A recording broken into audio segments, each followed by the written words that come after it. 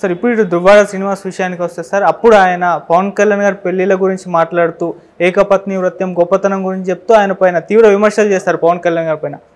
ఆ వీడియోని పెట్టేసి ఇప్పుడు మొన్న ఆయన రియలైజ్ అయ్యి అప్పుడు చేసిన వ్యాఖ్యలు వెనక్కి తీసుకుంటున్నట్టుగా కొన్ని కామెంట్స్ చేశారు ఆయన. సో ఆ వీడియోని పెట్టి ఇప్పుడు ఈయనకు బుద్ధి వచ్చింది అన్నట్టుగా ప్రచారం అయితే సోషల్ మీడియాలో చేస్తున్నారు. దాన్ని ఏ విధంగా చూస్తారు సార్? అంటే ఒకటండి, అవతల తనది బయటకు రానప్పుడు, అవతల వాళ్ళు విజిబుల్గా ఉన్నప్పుడు ఒక మాట అనేయటం చాలా తేలిక ఎవరికైనా.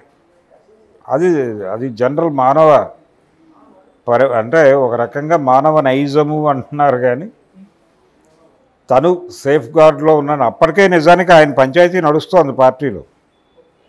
దువ్వాడ సీను వివాదం ఎన్నికల కంటే చాలా ముందు నుంచే నడుస్తోంది. దాన్ని చాలామంది డీల్ చేశారు. సెటిల్మెంట్లు జరిగినాయి, పంచాయతీలు జరిగినాయి, నిర్ణయాలు అమలు కాల. ఆవిడికి రావాల్సిన న్యాయబద్ధంగా రావాల్సిన అప్పటికి వాళ్ళు ఇచ్చిన బ్లూ ప్రింట్ ప్రకారం ఆస్తి పంపకాలు జరిగి ఉంటే ఈ వివాదం ఇక్కడ దాకా వచ్చేది కాదు. అది అక్కడ పీస్ఫుల్గా సెటిల్ చేసుకోకపోవడం వలన ఇప్పటికీ కొనసాగుతుంది. మధ్యలో ఆవిడ ఇండిపెండెంట్గా పోటీ చేస్తారని ఒక ధమ్కీ ఇచ్చారు, వద్దని చెప్పారు వీళ్ళు. ఆవిడ జడ్పీటీసీగా ఉన్నారు, పొలిటికల్ ఫ్యామిలీ, వాళ్ళ ఫాదర్ మాజీ ఎమ్మెల్యే, ఆయనకి అన్ని పార్టీలతోనూ సాన్నిహిత్యం ఉంది. ఎట్నుంచి ఎటైనా ఆయన సాము చేయగలడు. వారు కూడా ఉన్నారు ఇప్పుడు జరుగుతున్న ఉద్యమంలో. ఆవిడ ఫ్యామిలీ ఉంది ఇన్వాల్వ్ అయ్యి. కాబట్టి ఈ వ్యవహారం అంతా ఉంది. అయినప్పటికీ ఆ రోజున ఆయన పవన్ కళ్యాణ్ మీద మాట్లాడటం తప్పే. ఆయనకు వేరే రిలేషన్స్ ఉన్నాయి కాబట్టి ఆ రోజున మాట్లాడటం తప్పు అని ప్రత్యేకంగా మాట్లాడక్కర్లేదు. ఈ రిలేషన్స్ ఉన్నా లేకపోయినా మాట్లాడటం తప్పు. అంటే మానవ సంబంధాలు, ప్రజాస్వామికత అనేది కనిపించకుండా ఒక చర్చగా మారుతోంది ఇప్పుడు. అది శాంతి ఎపిసోడ్ కావచ్చు, శాంతి విజయసాయి రెడ్డి ఎపిసోడ్లో కూడా ఆవిడ సేమ్ సుప్రీంకోర్టు జడ్జిమెంట్నే కోట్ చేశారు.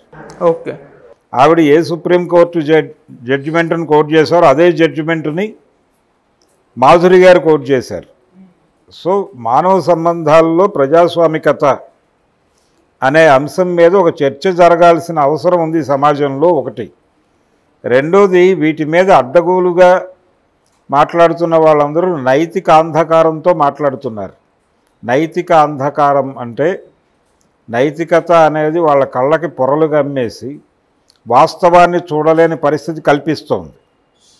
అందుకని నైతిక అంధకారులందరూ వీళ్ళ మీద దాడులు చేసేస్తున్నారు. ఇది తప్పే. వాళ్ళు అసలు ఒక మనిషి బిహేవియర్ని తప్పుపట్టడానికి యువతల వాడికి ఏం రైట్ ఉంది?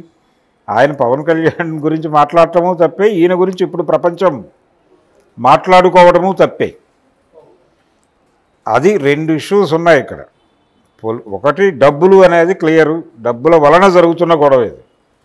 ఈ డబ్బులు ఎక్కడి నుంచి ప్రొక్యూర్ అయినాయంటే రాజకీయాల నుంచి ప్రొక్యూర్ అయ్యాయి. రాజకీయాల నుంచి వేల కోట్లు ప్రొక్యూర్ అయ్యే ఛాన్స్ ఉంది.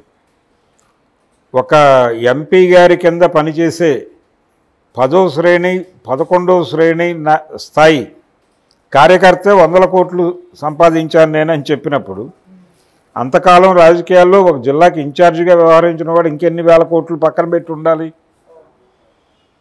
అంత ఉంది సినిమా అక్కడ. ఇదేదో 1,50,00,000తో తీసిన సినిమా కాదు, ఇది 1000 కోట్ల సినిమా.